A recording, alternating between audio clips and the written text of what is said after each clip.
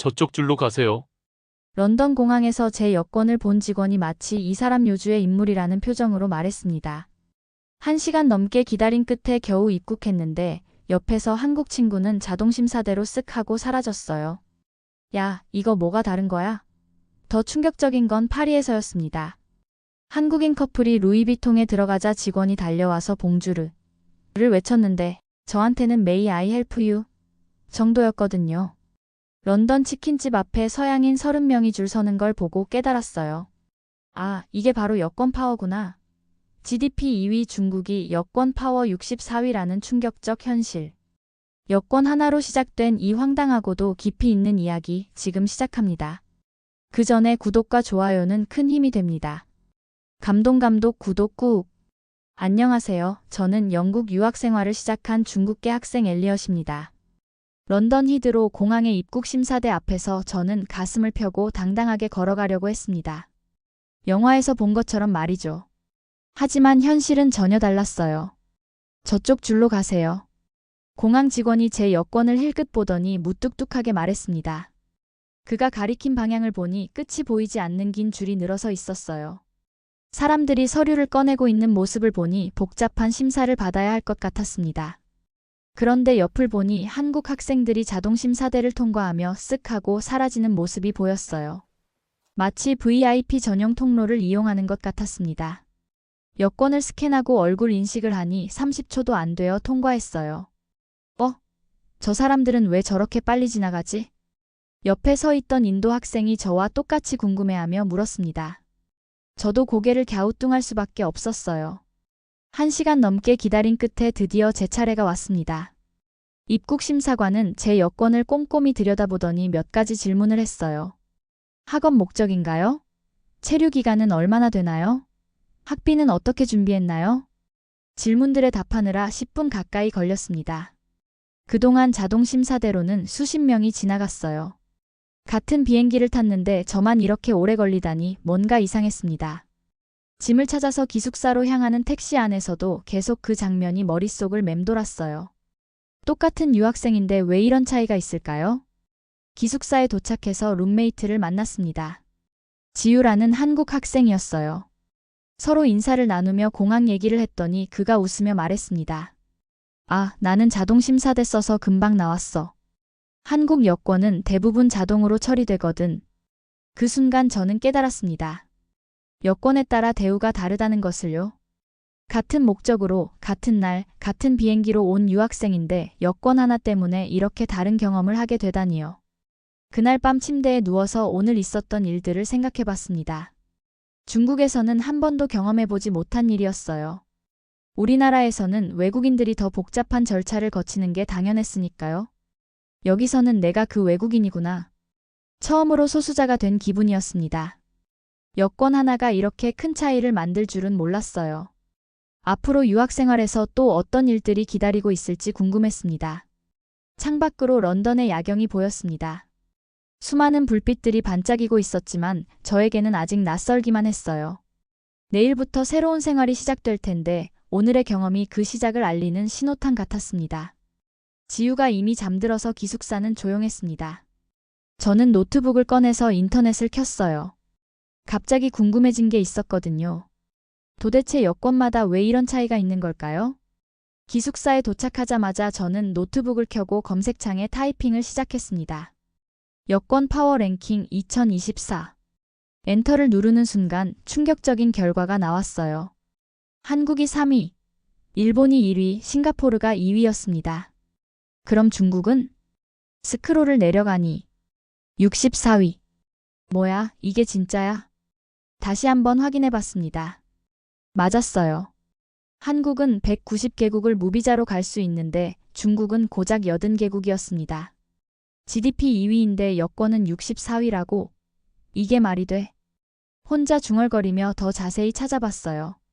여권 파워는 경제력만으로 결정되는 게 아니었습니다. 국가 이미지, 외교 관계, 치안 수준, 국민들의 해외 체류 현황까지 복합적으로 고려된다고 하네요. 아, 그래서 스위스가 8위고 룩셈부르크가 10위 안에 드는 거구나. 더 찾아보니 재미있는 사실들이 나왔어요. 한국은 2000년대 초만 해도 40위권이었는데 K-팝과 드라마 열풍이 시작되면서 급상승했다는 거예요. BTS가 여권까지 업그레이드 시켜줬다고. 반면 중국은 경제대국이 되었지만 여권 파워는 큰 변화가 없었어요. 오히려 몇몇 국가와의 관계 악화로 순위가 떨어지기도 했고요. 갑자기 지우가 잠결에 뒤척였습니다. 엘리엇 뭐해? 불 좀 꺼줘. 아, 미안. 금방 끝낼게. 저는 소리를 죽이고 계속 검색했어요. 각국 여권 사진도 비교해봤습니다. 한국 여권은 세련되고 모던한 디자인이었어요. 반면 중국 여권은 좀 딱딱해 보였습니다. 디자인도 국가 이미지에 영향을 주는구나. 가장 충격적인 건 실제 경험담들이었어요. 한국 여권을 가진 여행자들의 후기를 보니 대부분의 국가에서 간단한 절차만 거치고 입국했다고 하네요. 심지어 일부 국가에서는 한국인이라는 이유로 더 친절하게 대해준다는 얘기도 있었어요. 반대로 중국 여권 소지자들의 경험담은 달랐습니다. 비자 신청부터 입국 심사까지 매번 복잡한 절차를 거쳐야 했어요. 어떤 사람은 관광 목적임을 증명하기 위해 호텔 예약서, 은행, 잔고 증명서, 여행 일정표까지 준비했다고 하더군요. 이렇게 차이가 날 줄 몰랐네. 시계를 보니 새벽 2시였습니다. 그런데 잠이 안 왔어요. 너무 흥미로웠거든요. 마지막으로 여권 파워가 인생에 미치는 영향이라는 블로그 글을 발견했습니다. 어떤 유학생이 쓴 글이었는데 내용이 너무 현실적이었어요. 여권은 단순한 신분증이 아니다. 그 사람이 어디까지 갈 수 있는지, 어떤 대우를 받는지 결정하는 일종의 세계 패스다. 이 문장을 읽는 순간 소름이 돋았습니다. 오늘 공항에서 겪은 일이 바로 이거였어요. 노트북을 덮고 침대에 누웠습니다. 천장을 바라보며 생각에 잠겼어요. 지금까지 여권은 그냥 해외여행할 때 필요한 서류 정도로만 생각했는데 실제로는 훨씬 더 큰 의미가 있었던 거죠. 내일부터 진짜 다른 세상이 시작되는구나. 그렇게 런던에서의 첫날 밤이 지나갔습니다. 여권 하나로 시작된 궁금증이 제게 새로운 세상을 보여준 밤이었어요. 일주일 후 지우가 침대에서 벌떡 일어나며 이번 주말 파리 여행을 제안했습니다. 유로스타 특가가 나왔다면서 신나했어요. 파리라니 좋죠. 그런데 저에게는 비자가 필요했습니다. 지우는 한국 여권으로 유럽 어디든 무비자로 갈 수 있다는 걸 잊고 있었어요. 제가 비자 신청해야 한다고 하자 놀라워했습니다. 저는 노트북을 켜고 프랑스 비자 신청 사이트에 들어갔어요. 화면을 보는 순간 머리가 아팠습니다. 최소 2주에서 한 달이 걸린다고 나와 있었거든요. 지우는 이미 유로스타 앱에서 클릭 몇 번으로 왕복 80파운드 기차표를 예약 완료했습니다. 반면 저는 비자 신청서 첫 페이지부터 막혔어요. 여행 목적, 숙박 장소, 귀국 항공편, 재정증명 등 한 페이지에 20개가 넘는 항목이 있었습니다. 더 황당한 건 은행 잔고 증명서와 호텔 예약 확인서가 필요하다는 거였어요. 비자가 나올지 모르는데 호텔을 미리 예약하라니 말이 안 됐습니다. 취소 가능한 호텔을 찾아보니 대부분 20파운드 취소 수수료가 있었어요. 비자 신청비 80파운드에 취소 수수료까지 하면 벌써 100파운드였습니다. 기차표보다 비쌌어요. 그때 룸메이트 마크가 들어와서 파리 여행 얘기를 듣더니 자기도 가겠다며 바로 예약하겠다고 했습니다. 독일 시민권자라 역시 무비자였어요. 셋 중에 저만 비자가 필요했습니다. 지우와 마크는 10분 만에 모든 예약을 끝냈어요. 기차표, 호텔, 심지어 에펠탑 입장권까지 완료했습니다. 저는 여전히 비자 신청서 첫 페이지에서 헤매고 있었어요. 파리 가는 게 화성 가는 것보다 어려운 것 같았습니다. 다음 날 지우와 마크는 신나게 파리로 떠났어요. 인스타그램에 에펠탑 사진을 올리는 동안 저는 비자 센터에서 서류 검토를 받고 있었습니다. 직원이 여행보험 가입 증명서가 없다고 하더군요. 프랑스 비자 신청 시 필수라면서 최소 3만 유로 보장되는 여행자 보험이 필요하다고 했어요. 또 하나가 추가됐습니다. 보험까지 가입하고 나니 비자 신청 비용만 150파운드가 넘었어요. 2주 후에 비자가 나왔습니다. 그런데 유효기간이 열흘이었어요. 열흘 안에 프랑스를 다녀와야 한다는 뜻이었죠. 비자 받는데 2주 걸리고 유효기간은 열흘이라니 말이 안 됐어요. 지우에게 연락했더니 과제 때문에 이번 주말은 안 된다고 하더군요. 다음 주는 어떠냐고 물었지만 비자가 다음 주까지만 유효했어요. 결국 저는 혼자 파리를 다녀왔습니다. 비자 받느라 2주, 계획 세우느라 며칠, 실제 여행은 이틀이었어요. 기숙사로 돌아온 저에게 지우가 파리 여행이 어땠냐고 물었습니다. 좋았다고 답하면서도 다음엔 무비자 국가로 가자고 말했어요. 그날 밤 저는 중국 여권으로 무비자 입국 가능한 국가 리스트를 찾아봤습니다. 생각보다 많지 않았어요. 자유롭게 여행한다는 게 이렇게 어려운 일이었다는 걸 깨달았습니다. 6주 후 드디어 받은 비자를 들고 파리에 도착했습니다. 샹젤리제 거리를 걸으며 기분이 좋았어요. 루이비통 매장 앞에서 신기한 장면을 목격했습니다. 한국인 커플이 들어가자 직원이 환한 미소로 달려와 완벽한 한국어로 인사했어요. 개인 쇼핑 어시스턴트까지 배정해주더군요. 저도 궁금해서 들어가 봤어요. 직원은 저에게 간단한 영어 인사만 했습니다. 한국어 가능한 직원을 요청했더니 모두 바쁘다고 하더군요.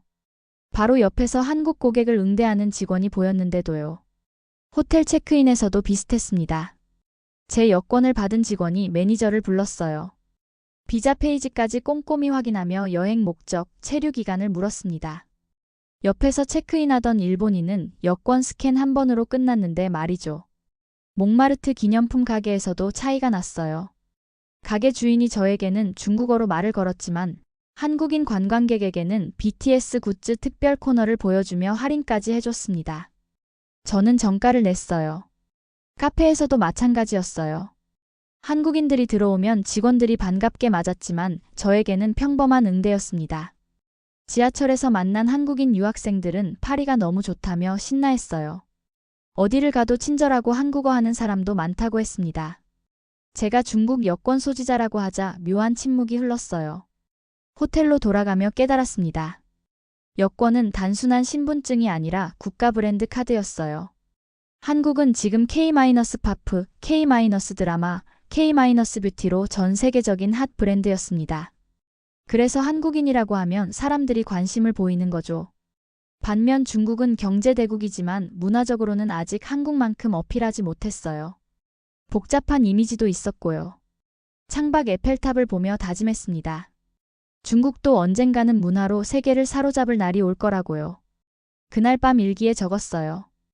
여권은 그 나라의 현재 위치를 보여주는 거울이라고요. 지금은 아쉽지만 미래는 다를 수 있다고 믿는다고 썼습니다.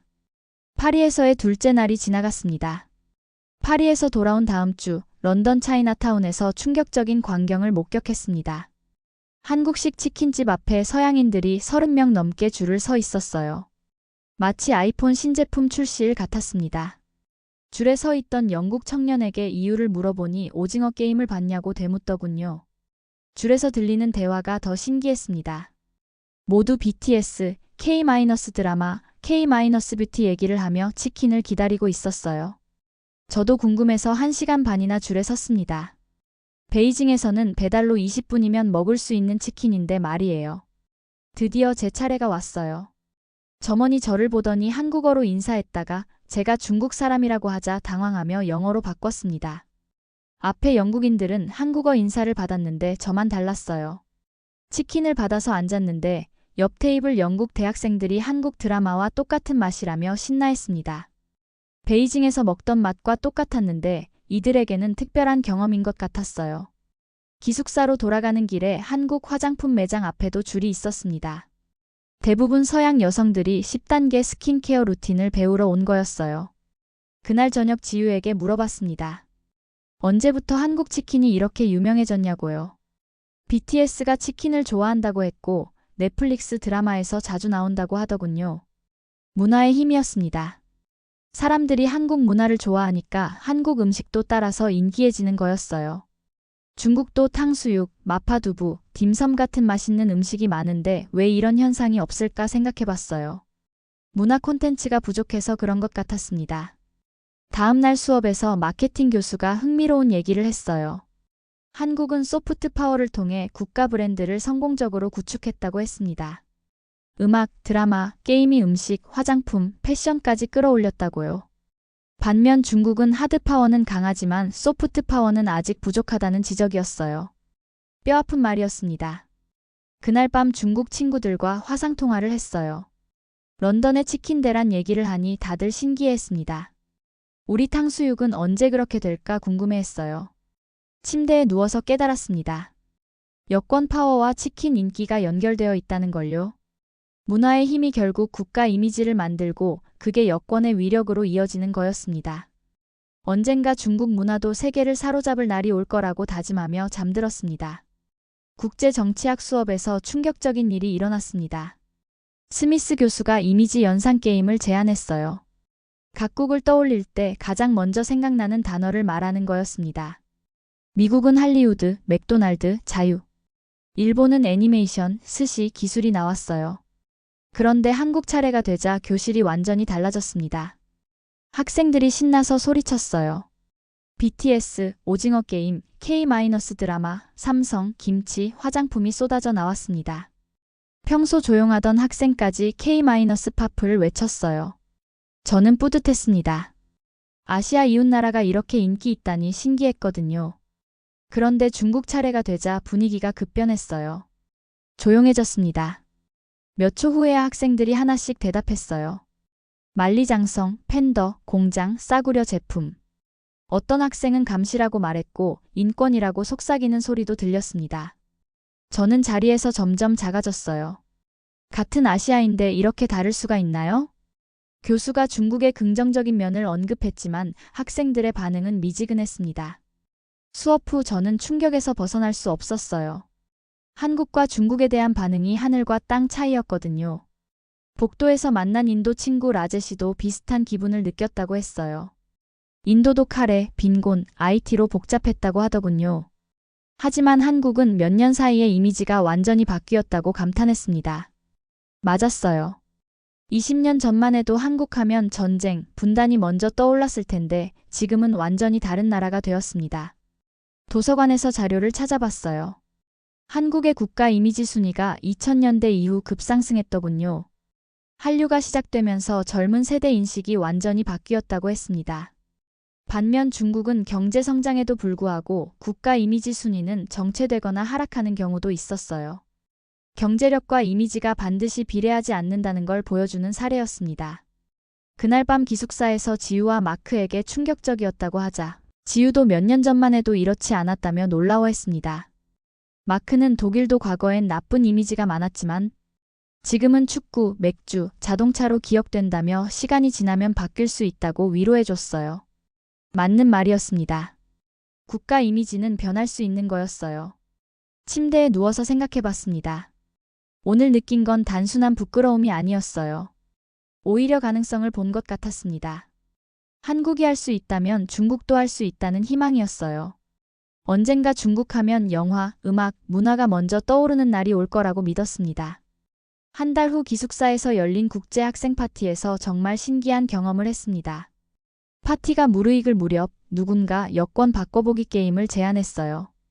각자 여권을 바꿔 들고 다니며 그 나라 사람인 척하는 거였습니다.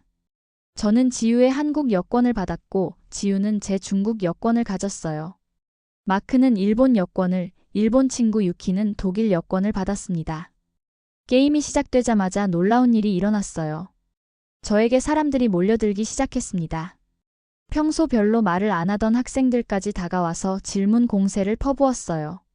BTS에 대한 질문부터 시작해서 한국 드라마 추천, K-뷰티 제품 구매처, 한국어 레슨, 서울 여행 팁까지 쏟아졌습니다. 10분 만에 제 주변에는 10명이 넘는 사람들이 모였어요. 모두 한국 문화에 대해 궁금해했습니다. 심지어 셀카를 찍자고 하는 사람도 있었어요. 반면 지우는 완전히 다른 경험을 하고 있었습니다. 처음에는 몇 명이 다가왔지만 대화 주제가 점점 무거워졌어요. 중국 정치, 경제 문제, 환경 오염 얘기가 나왔습니다. 중국 정부 정책에 대한 의견, 홍콩 상황, 중국 제품 품질에 대한 질문들이 이어졌어요. 질문들이 예상보다 진지하고 무거웠습니다. 지우가 점점 힘들어하는 게 보였어요. 1시간 후 저희는 조용한 곳에서 만났습니다. 저는 평생 이렇게 인기 있어 본 적이 없을 정도로 신기한 경험이었다고 했고, 지우는 계속 무거운 얘기만 해서 힘들었다고 털어놨어요. 마크와 유키도 흥미로운 경험을 했다고 했습니다. 마크는 일본 여권으로 애니메이션과 기술에 대한 질문을 받았고, 유키는 독일 여권으로 맥주와 축구 얘기를 들었다고 하더군요. 여권 하나로 이렇게 다른 대우를 받는다는 게 신기했어요. 게임이 끝나고 각자 여권을 돌려받았습니다. 제 손에 중국 여권이 다시 들어왔을 때 묘한 기분이 들었어요. 이게 내 현실이구나 싶으면서도 동시에 희망도 느꼈습니다. 언젠가는 중국 여권을 든 사람도 문화와 예술로 사람들의 관심을 받을 수 있을 거라는 생각이 들었거든요. 지우가 오늘 게임이 미안했다며 제 입장을 제대로 이해 못했던 것 같다고 사과했어요. 저는 오히려 좋은 경험이었다며 서로 다른 관점을 느껴볼 수 있어서 의미 있었다고 답했습니다. 그날 밤 일기에 적었어요. 여권은 단순한 신분증이 아니라 그 나라의 이야기를 담은 책 같다고요. 지금 중국의 이야기는 복잡하지만 미래엔 더 아름다운 이야기로 채워질 거라고 믿는다고 썼습니다. 파티에서 돌아온 후 거울을 보며 생각했어요. 언젠가 진짜 제 여권으로도 오늘 같은 환대를 받을 수 있을까요? 해시태그 제8장. 진짜 힘은 어디서 오는가? 파티가 끝난 후 기숙사로 돌아가는 길에 저는 깊은 생각에 잠겼습니다. 오늘 경험한 여권 바꿔보기 게임은 단순한 재미가 아니었어요. 그것은 현실의 축소판이었습니다. 여권이 단순한 신분증이 아니라 국가 이미지의 리트머스 시험지라는 걸 몸소 느꼈거든요. 한국 여권을 들었을 때 받은 환대와 관심이 생생했습니다. 사람들의 눈빛이 달랐어요. 호기심과 동경이 가득했습니다. 반면 지우가 중국 여권으로 받은 질문들은 무겁고 조심스러웠어요. 이 차이는 어디서 오는 걸까요? 경제력만으로는 설명할 수 없었습니다. 중국이 GDP 2위 국가인데도 여권 파워는 64위였으니까요. 반면 한국은 경제 규모는 작지만 여권 파워는 3위였습니다. 답은 문화에 있었어요. 지난 20년간 한국이 전 세계에 선사한 것들을 떠올려 봤습니다. BTS의 음악, 기생충과 오징어 게임 같은 영화와 드라마, 혁신적인 기술과 아름다운 화장품들.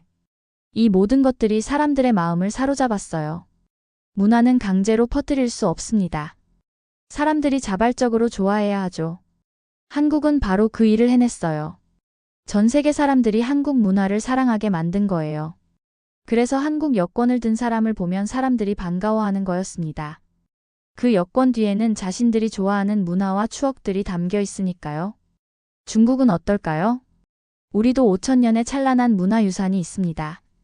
하지만 현재 전 세계 사람들이 열광하는 중국 문화 콘텐츠는 많지 않아요. 팬더와 만리장성, 쿵푸 영화 정도가 전부였습니다. 하지만 저는 희망을 품었습니다. 한국도 처음부터 지금처럼 인기 있던 건 아니었어요.